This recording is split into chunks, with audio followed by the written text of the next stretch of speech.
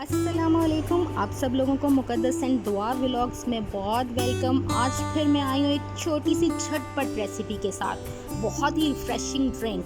आलू बुखारे को कौन नहीं जानता। आलू बुखारा आपकी खून की कमी को फ़ौरन दूर करता है। हाई ब्लड प्रेशर के मरीज़ों के लिए लाजवाब है। आपकी बुनाई को भी ताकत देता है और आपके मसाने में कोई पथरी हो तो उसको भी तोड़ फोड़ कर देता है। ठीक है, नींद की कमी को भी दूर करता है। तो चलिए आइए हम अपनी रेसिपी की तरफ चलते हैं। आप आधा किलो या किलो आलू बुखारा ले लीजिए।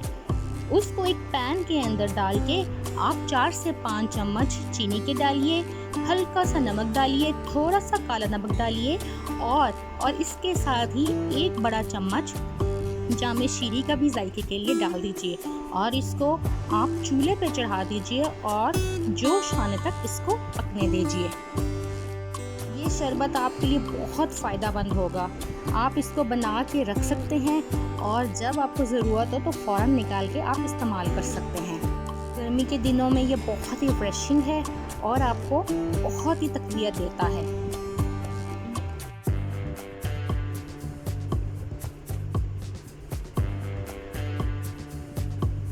आप देखेंगे कि जैसे ही इसको 2 से 3 दफ़ा जोश आएगा तो ये अपने छिलके इसके सॉफ्ट हो जाएंगे और इसकी गिठलियाँ खुद ब खुद ही अलग हो जाएंगी, सिर्फ 3 से 4 मिनट के अंदर। आप इसको अच्छे से जोशते लीजिए और आप इसको जब सॉफ्ट आपको महसूस हो तो आपने उसको आग को बंद करके इसको ठंडा होने के लिए रख देना है।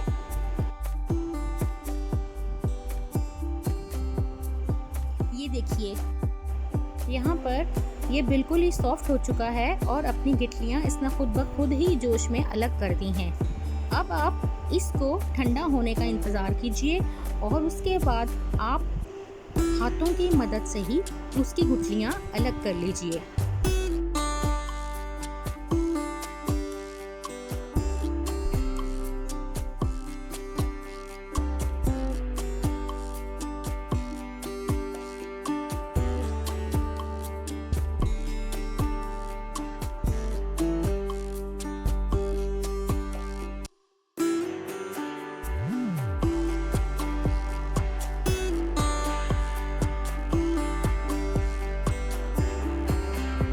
आलू बुखारे के शरबत को आपने शेकर में डाल देना है और शेकर में डालने के बाद आपने फिर से उसमें 1 चम्मच जो सा चीनी डालनी है।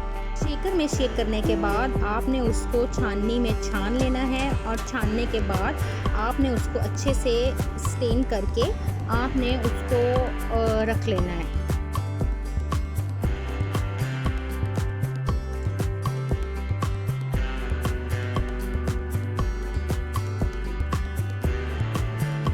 अब आपने थोड़ा सा पुदीना भी ले लेना है। पुदीना भी आपने हंसले से रोज शेकर में दोबारा से डालना है। उसमें थोड़ा सा पुदीना डालना है। पुदीने डालने के बाद आपने उसमें बर्फ़ अच्छे से शेक करके आपने उसको रिफ्रेशिंग जूस को सर्व करना है।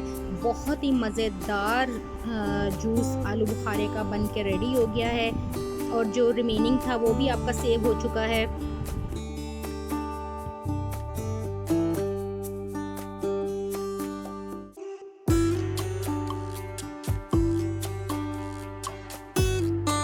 ही अच्छा जूस बन के रेडी है। ये देखिए, अगर आपको मेरी रेसिपी पसंद आई हो तो मेरी रेसिपी को लाइक करें, शेयर करें और सब्सक्राइब करें। मुझे अपने दुआओं में याद रखें। अल्लाह हाफ़िज़।